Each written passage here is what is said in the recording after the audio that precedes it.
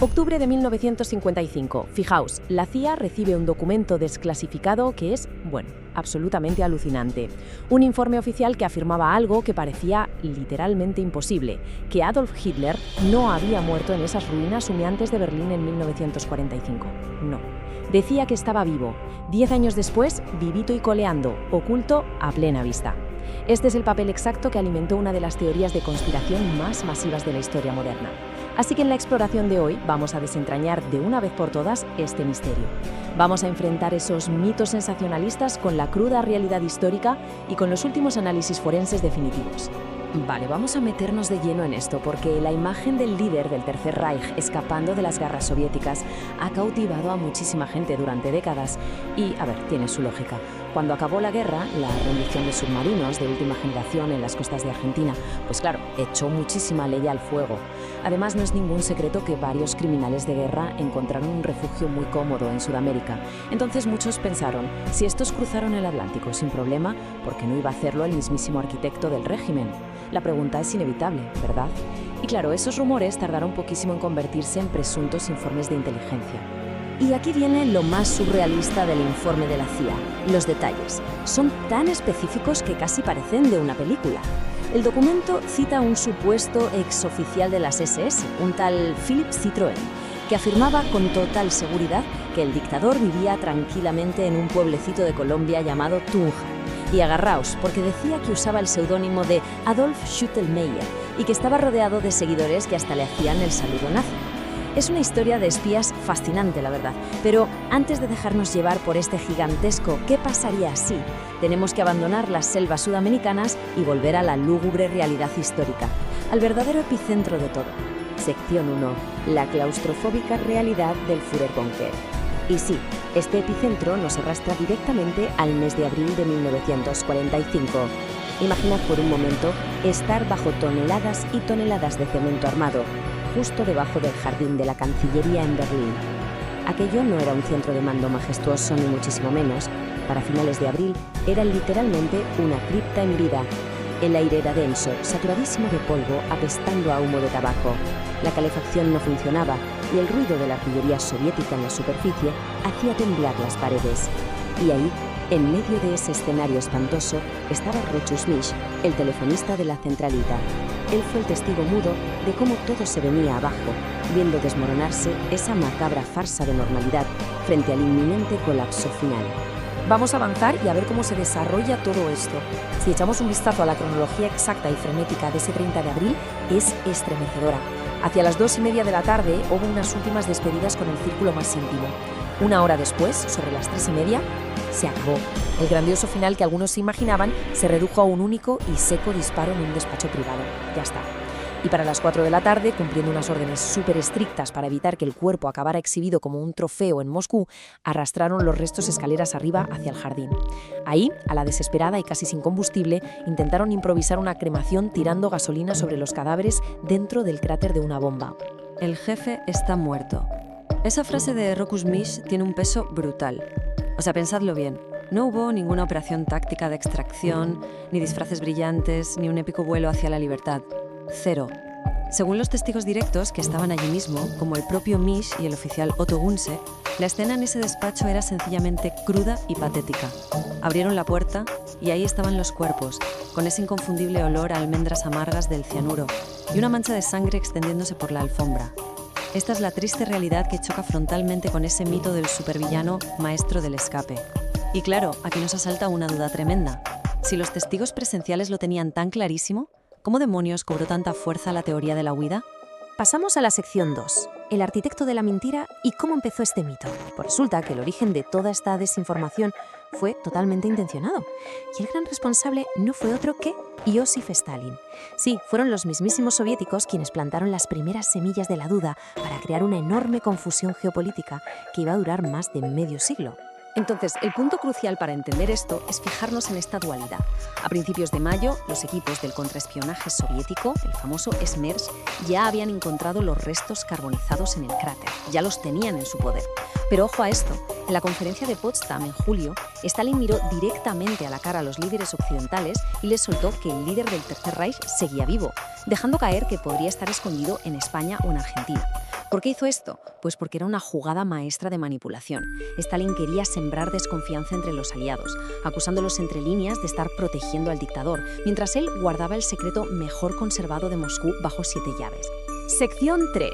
Odontología y los archivos secretos soviéticos. Porque claro, detrás de toda esa tremenda cortina de humo diplomática, en realidad sí se estaba llevando a cabo una investigación forense real. Como los cuerpos estaban prácticamente carbonizados, la única forma científica y viable de probar quiénes eran en 1945 era haciendo un análisis dental muy exhaustivo. Vamos a desglosar esta cacería forense paso a paso, porque es fascinante, aunque un poco macabra. Los soldados soviéticos localizaron los restos, ¿vale? Pero necesitaban al dentista personal, Hugo Blaschke, para confirmar 100% la identidad. Al no dar con él, encontraron a su asistente, una chica de 35 años llamada Keitio Heusermann. Y aquí viene lo increíble. Sin enseñarle absolutamente ninguna prueba previa, le exigieron que dibujara de memoria los complejos puentes y prótesis del líder nazi. Cuando la intérprete soviética abrió el pequeño recipiente donde guardaban los restos, un recipiente que por cierto acabaron guardando absurdamente en una caja de puros, los dibujos de Keite encajaban milimétricamente con los restos calcinados. Bingo, la identificación era irrefutable. Pero claro, a veces la historia es terriblemente injusta. La recompensa de Keitė por ayudar a destapar la verdad histórica fue una auténtica pesadilla.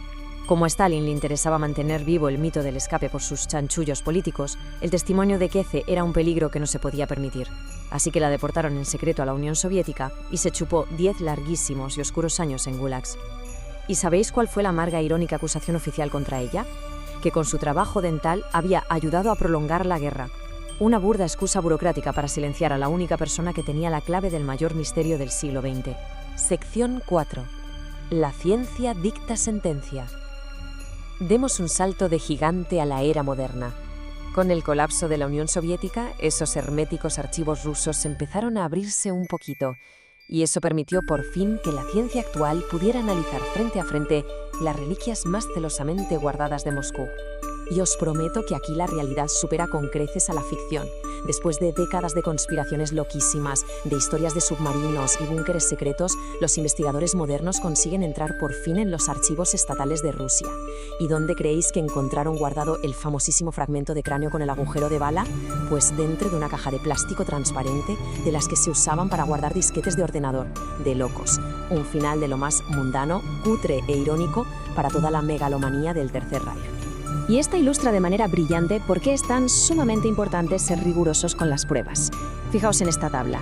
En 2009, unos investigadores estadounidenses le hicieron un test de ADN al dichoso fragmento de cráneo y descubrieron que pertenecía a una mujer. Claro, eso hizo que las teorías de conspiración estallaran otra vez por los aires. Pero había un pequeño detalle. Los rusos jamás basaron su identificación original en ese cráneo, que además encontraron un año después. La clave siempre fueron los dientes, así que en 2018 un equipo forense francés liderado por el doctor Philippe Charlier consiguió acceso a esas piezas dentales originales. Y este análisis forense sí que cerró el caso definitivamente, dando una coincidencia anatómica perfecta al compararlo con radiografías auténticas de 1944. El nivel de detalle que sacó a la luz la ciencia en 2018 es espectacular y corrobora al 100% lo que dijeron los testigos en aquel búnker. Primero, la coincidencia de las prótesis fue absoluta. Además, al mirar bajo el microscopio, no había ni rastro de pólvora en los dientes, destrozando por completo ese mito de que se pegó un tiro en la boca. Lo que sí encontraron fueron unos pequeños depósitos azulados en el metal, una reacción química que confirma que masticó cianuro en el último segundo. Y para rematar, ni un solo rastro microscópico de fibras de carne, lo que encaja a la perfección con la estricta dieta vegetariana que llevaba. Vamos, que todo el cuadro forense cuadraba a la perfección. Y así llegamos a la sección 5, el fin del mito. Toda esta montaña de abrumadora evidencia científica nos lleva irremediablemente a una conclusión que cierra una herida histórica. El fin de este mito ya no es un debate de opiniones de Internet, es una cuestión de hechos irrefutables. No hay duda posible. No se fue a Argentina en un submarino. Esta cita del Dr. Charlier lo dice absolutamente todo. Cae como una losa sobre toda la fantasía de ese escape de película. Esa idea del supervillano astuto engañando al mundo entero para irse a vivir la vida a Sudamérica queda totalmente desmantelada. No evadió la derrota. Encontró su final exactamente donde la historia dicta. Acorralado, aterrorizado por la captura y escondido en las sofocantes profundidades de Berlín. Entonces, ¿por qué nos importa tanto todo esto? dejar que circule toda esta historia alternativa no es solo un pasatiempo inofensivo. Sugerir que los líderes de ese régimen fueron unos genios intocables que se rieron de las fuerzas de todo el planeta es, francamente, un insulto. Trivializa la inmensa tragedia y el gigantesco sacrificio que costó derrotarlos. Y lo que es mucho peor, si empezamos a aceptar estas ficciones absurdas y mal documentadas, abrimos la puerta a que la gente empiece a cuestionar otras verdades históricas innegables, como las horribles atrocidades del Holocausto. Así que, proteger la verdad frente al mito es literalmente proteger nuestra propia memoria.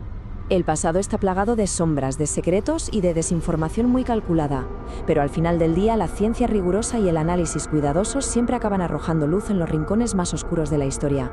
Para seguir desentrañando mitos y explorando todas esas verdades ocultas detrás de los mayores enigmas, os invitamos a uniros a nuestra comunidad. Dadle a me gusta si esta exploración os ha resultado reveladora, dejad vuestra opinión ahí abajo en los comentarios y sobre todo suscribíos al canal de Los Archivos Prohibidos para no perderos las próximas inmersiones en la historia no contada. ¡Hasta la próxima!